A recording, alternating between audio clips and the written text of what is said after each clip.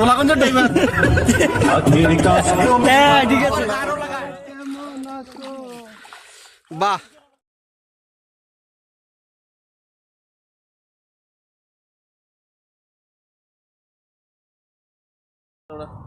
আপনারা কি ভাবেন এই যে সৌদি আরবের মতো জায়গা কুত্তা শুয়ে রয়েছে, এর মধ্যে হাঁস দেখেন, হাঁস দিনের মধ্যে খাবার দিচ্ছে, হাঁস খাইতেছে খাবার।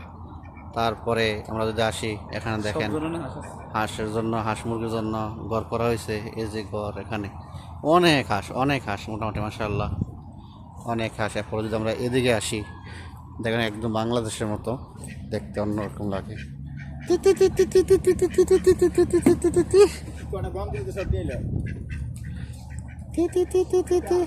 এগুলো চায়না হাঁস, সিয়া হাঁস সত্যি আছে।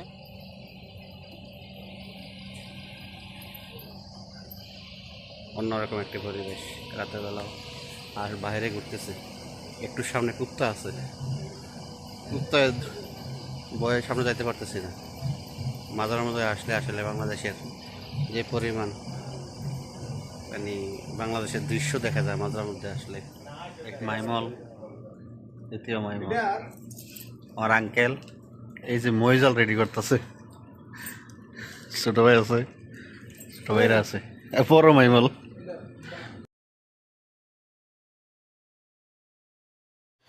এখন প্রায় রাত 2টা বাজে। আমরা সবাই মিলে জাল রেডি করতেছি। আগামীকাল মরুভূমির এক প্রান্তে আপনার পাহাড় আছে, পাহাড়ের নিচেই সুন্দর নদী আছে, ওইখানে আমরা মাছ ধরতে যাব। যার কারণে সবাই মিলে জাল রেডি করতেছি। ইনশাল্লাহ আপনারা সবাই উপভোগ করবেন। নতুন নতুন কিচ্ছু বুঝে না, একবার সরল সরল এতে না মনে হইতেছে। এখন বাপটা ধরছে কোনটা জানে? হ্যাঁ, ওই যে গাড়ি অ্যাক্সিডেন্ট করার পরে দালালের সাথে রোডের মধ্যে পড়ে তুমি চোখ কাটতে আছে না, নীতিটা করে এরকম মন করছে। কেডা নুর ভাই বাপ ধরলো না চাচা, বাড়ি যেতেছে সকালে, সকালে বাড়ি যেতেছে।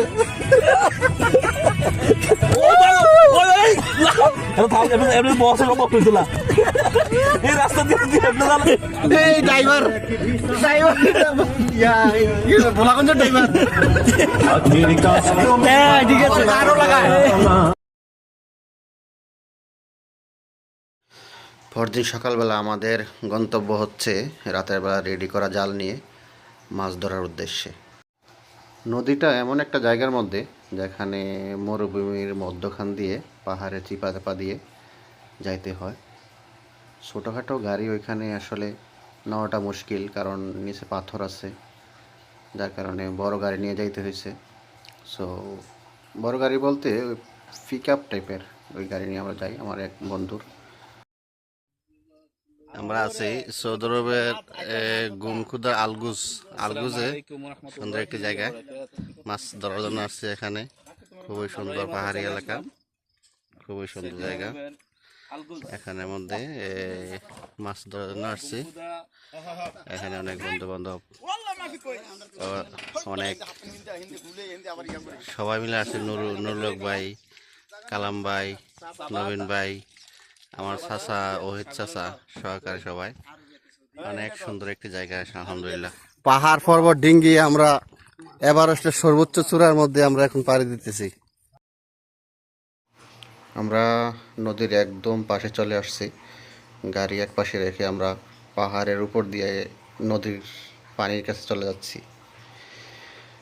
দেখুন পাহাড়গুলো দেখুন, খুব সুন্দর পাথরের।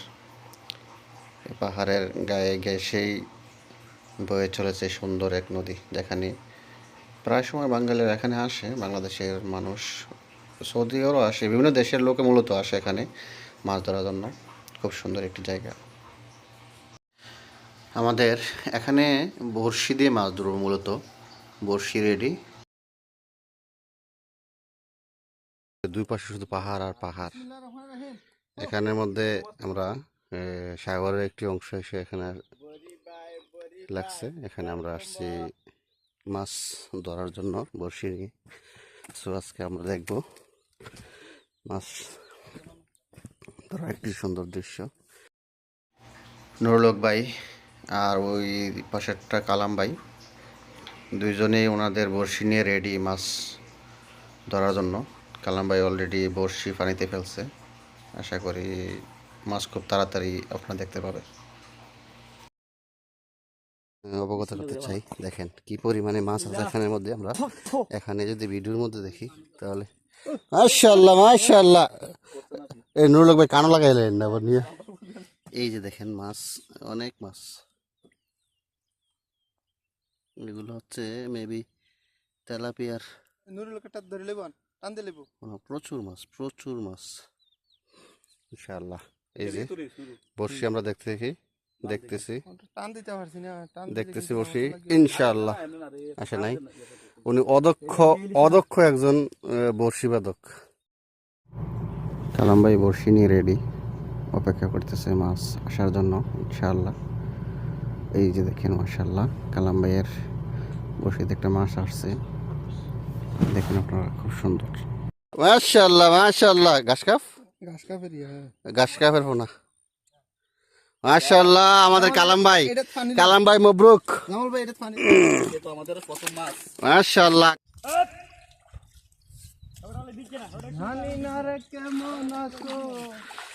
বাহ বাহ, শাবাশ।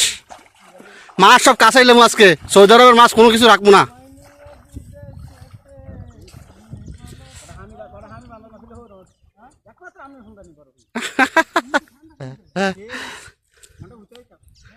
ওয়াও, সৌদি আরবের আমরা আওয়ার গাং। ওই এটা কোন জায়গাট নিও, কোন জায়গাট?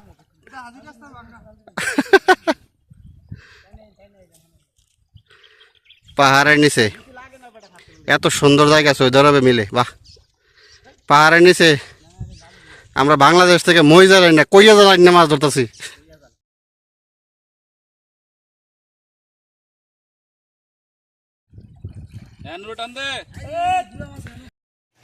এভাবেই চলতেছিল আমাদের মাছ ধরা।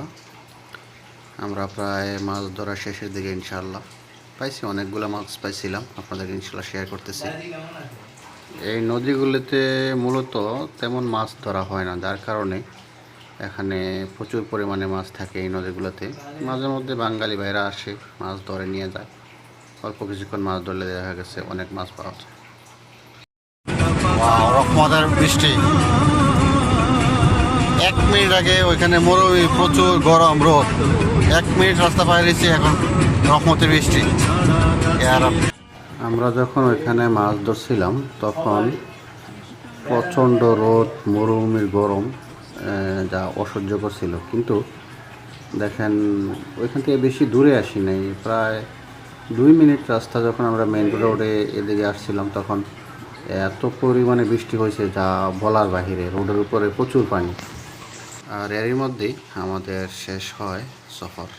এক এক করে প্রিয় মানুষগুলোর কাছ থেকে বিদায় নেই, ফিরে আসি কর্মময় ব্যস্তময় শহরে। ভালো থাকুন সবাই, ভালো থাকুক সবাই। আল্লাহ হাফেজ।